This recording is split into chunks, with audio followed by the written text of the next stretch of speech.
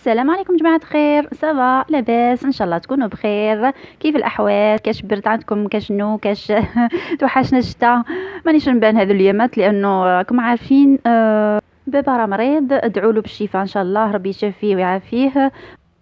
بون جربت بواحد الكيكه جاتني تهبل بنينه بزاف وهايله، جربتها. وصفه سهله هذه لقيتها في اليوتيوب. درتها على وحده اسمها شهيبات ايمان، هكا كذا كذا. عجبتني، قلت انا لازم ندير وحده.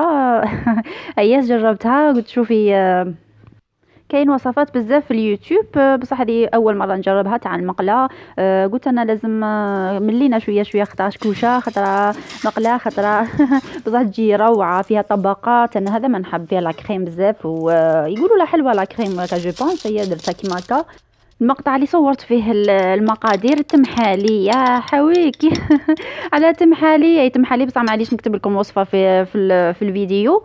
بون انا كي كملتها كاع كي كملت لاباط درت، قسمتها على ثلاثة تاع لي بول، وكل وحده نديرها في المقله ونقص لها كاع وتغطيها وتخليها طيب كيما كيما في الكلشه. لا كريم درت فيها كاس شانتي مع 4 حبات فرماج، وكاين اللي يدير اكثر، انا درت فرماج 5 حبات 6 حبات هكا. تجي بنينه روعه، حلو ومالح. يعني تجي لا كريم تاعها تجي طبقه بنينه، زعما مش كيما كريم شانتي وحدها.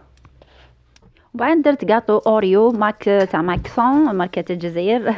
فتتها كاع وزدت، شوفوا هذه اللي بقات، لاباط اللي بقات تاع الكاطو، درت مفتتها كاع ودرتها. بعد درت فوقها لا كريم.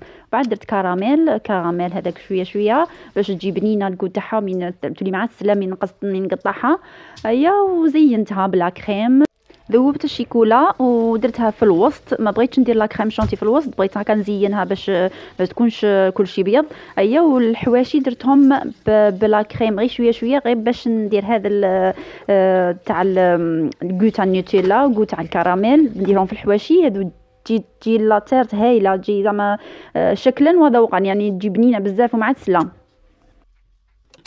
نبغي بزاف السوريز، كي نكمل ندير كاع السوريز ندير. ما كانش عندي انا لي فروي ولا حاجه هكا فريز ولا كيما شتي كاع اليوتيوبر اللي يديروهم، لكن كان عندي هذه حلوه تاع الحلقوم، سوريز تاع الحلقوم يعجبني بزاف ويعطي ديكور شباب. سامبل هذه كيكه سامبل ما وسهله فاني خفيف ظريف. ان شاء الله يعجبكم الفيديو، خلوا لي جيم واشتراك وسلام.